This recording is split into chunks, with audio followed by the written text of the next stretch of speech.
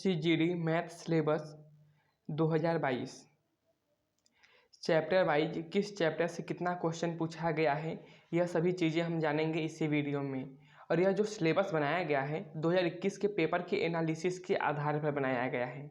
जब हम मैथ का सिलेबस देख लेंगे तो उसके बाद देखेंगे कि एसएससी जीडी के लिए कौन सी बुक पढ़नी चाहिए हमें और किस प्रकार से पढ़नी चाहिए। तो चलिए शुरू करते हैं कि एसएससी जीडी मैथ सिलेबस में हमें क्या क्या पढ़ना है और किस प्रकार से पढ़ना है, किस चैप्टर से कितने क्वेश्चन आए हैं। तो चलिए शुरू करते हैं वीडियो हम।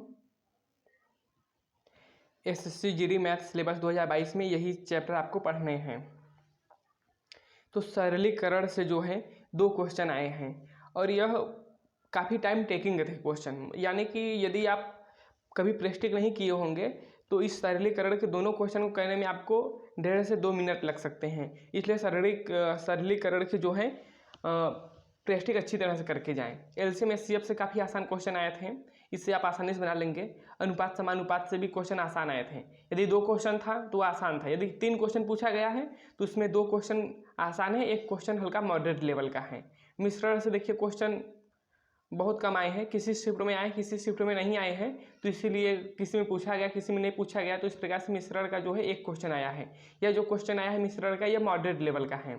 उसके बाद औसत का भी 2 क्वेश्चन पूछा गया है और यह क्वेश्चन जो है आसान है, लेकिन हल्का से दशमलव में देकर टाइम टेकिंग कर दिया है। तो औसत के जो क्वेश्चन है वह आसान, जो इसका कहने का तरीका है आसान है, लेकिन दशमलव देने के कारण, वैल्यू जो है दशमलव देने के कारण यह हल्का सा टाइम टेकिंग बन जाता है। तो आप जो है औसत के हल्का दशमलव वाले जो सवाल हैं उसे कहने की कोशिश करिए। तो इस प्रकार से देखा जाए तो औसत के जो क्वेश्चन थे वह भी ठीक ठाक थे, मतलब कह दें तो ईजी से मॉडरेट थे। लाभ हानि से देख लिया जाए तो लाभ हानि से क्वेश्चन पूछे गए थे 3 या 4 क्वेश्चन, सभी शिफ्ट में 3 या 4 क्वेश्चन पूछे गए थे। यदि 3 क्वेश्चन पूछा है तो 2 इजी 1 मॉडरेट है। यदि 4 क्वेश्चन पूछा गया है तो 2 इजी 1 मॉडरेट 1 हार्ड पूछा गया है। तो लाभ हानि को अच्छी तरह से पढ़ के जाइए, क्योंकि इससे 3-4 क्वेश्चन बने हैं। हो सकता है इस बार 4 से 5 भी बन जाए, लेकिन 20 क्वेश्चन है तो इतना मान के चलिए। देखिए यह जो सिलेबस है 2021 के आधार पर है, इसीलिए इसमें आपको 25 क्वेश्चन दिखाई देंगे। लेकिन 2022 का जो मैथ है इसमें आपके सिर्फ 20 क्वेश्चन पूछे जाएंगे। तो इस प्रकार से सभी में से 1-2 क्वेश्चन कम किए जाएंगे। ऐसा ना सोचिए कि यह 25 क्वेश्चन कहाँ से हो गए। तो यह 2021 के आधार पर हैं। 2022 में 20 क्वेश्चन पूछे जाएंगे, तो हो सकता है किसी टॉपिक से आपका 1-2 क्वेश्चन कम कर दें। तो जो लाभ हानि से 3 से 4 क्वेश्चन पूछा गया है हो सकता है 2 से 3 क्वेश्चन पूछा जाए। छूट से देखिए 2 क्वेश्चन पूछा गया है या काफ़ी आसान पूछा गया था। यदि 20 क्वेश्चन पूछे जाएंगे तो कन्फर्म है कि 1 क्वेश्चन तो छूट से रहेगा और काफ़ी आसान पूछा गया था।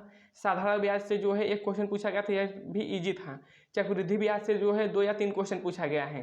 तो इसमें देखिए ईजी से मॉडरेट लेवल तक गया था, यानी आपको ईजी नहीं मिलेगा चक्रवृद्धि ब्याज में, यह ईजी से मॉडरेट लेवल तक था। तो 2 या 3 क्वेश्चन पूछे गए हैं 2021 में। तो हो सकता है कि 20 क्वेश्चन के आधार पर इस बार जो है 1 से 2 क्वेश्चन पूछें।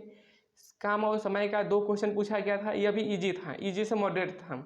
चाल दूरी समय 2 क्वेश्चन पूछा, 1 ईजी 1 मॉडरेट। क्षेत्रफल से 1 क्वेश्चन आया है जो कि आप फार्मूला बेस पर था, फार्मूला पर रखिए आंसर ला दीजिए।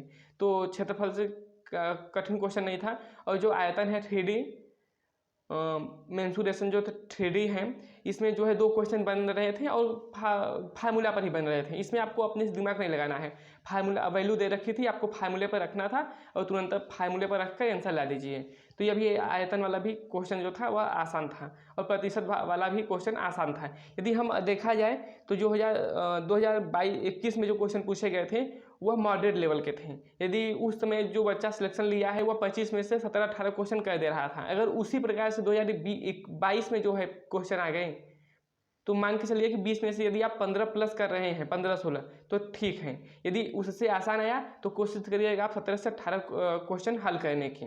यदि 2021 के लेवल का पेपर आ गया आपका मैथ का तो मान के चलिए कि आप 15 या 16 करिएगा, उससे अधिक करेंगे तो आपका हो सकता है गलत चला जाए, क्योंकि 2021 का जो मैथ था वह हार्ड क्वेश्चन पूछ रहा था, मतलब मॉडरेट और हार्ड पूछ रहा था। इसलिए 2021 के आधार पर तैयारी करिए ताकि अगर कठिन आए तो भी आप बना ले क्वेश्चन को। अब शुरू करते हैं कि हमें कौन सी बुक पढ़नी चाहिए और किस प्रकार से पढ़नी चाहिए। एसएससी जीडी के लिए जो है आपका एसडी यादव का जो है किताब बेस्ट है, क्योंकि उसमें सभी चीज़ें देखिए क्रम वाइज दिया है। देखिए जैसे यह प्रतिशत का हमने एक फ़ोटो खींचा है, तो इसमें आपको देखिए किस प्रकार के क्वेश्चन पूछे जाएंगे। इसमें एक तरफ दिया है कि प्रतिशत कमी पर आधारित प्रश्न, प्रतिशत वृद्धि पर आधारित प्रश्न, इस प्रकार से एक जगह सभी चीज़ें लिख दिया है कि प्रतिशत से कितने प्रकार के क्वेश्चन बन सकते हैं, और सभी प्रकार के जो है 2-3 क्वेश्चन आपको देकर समझाया गया है। उसके बाद आपको प्रैक्टिस करने के लिए दिया गया है। तो कोशिश करिए कि आप एच डी यादव का जो है यह किताब बेस्ट है जीडी के लिए। तो यदि आपके पास किताब है एच डी यादव का तो उसे पढ़िए। और हाँ, कठिन क्वेश्चन करने की जो विविध वाले हैं उसे मत करिए। जो समझाए गए हैं यहाँ पर प्रतिशत कमी पर आधारित, प्रतिशत वृद्धि पर आधारित, या इस प्रकार देख सकते हैं क्षेत्रफल और आयतन पर आधारित, तो सिर्फ इसी क्वेश्चन को करिए। ज़्यादा हार्ड में मत जाइए, क्योंकि हार्ड क्वेश्चन आपको करने में समय लगेगा। तो आप बस इजी और मॉडरेट लेवल के जो क्वेश्चन है उसी को बनाइए। और एच डी यादव का किताब जो है बेस्ट है, उसी से आप पढ़िए, आपका कोई दिक्कत नहीं होगा मैथ में। और हाँ, रीजनिंग के लिए भी हम ऐसा ही सिलेबस लेके आएंगे। तो यदि आपको वीडियो अच्छा लगा है तो चैनल को सब्सक्राइब कर लीजिए, क्योंकि हम इसके बाद जो है रीजनिंग का सिलेबस लेकर आएंगे कि किस चैप्टर से कौन सा क्वेश्चन पूछा गया है,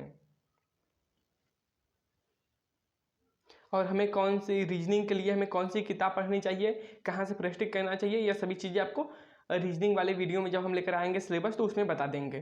तो अगर कोई भी डाउट हो इस वीडियो में तो कमेंट में कर दीजिएगा, हम आपको उसका आंसर दे देंगे।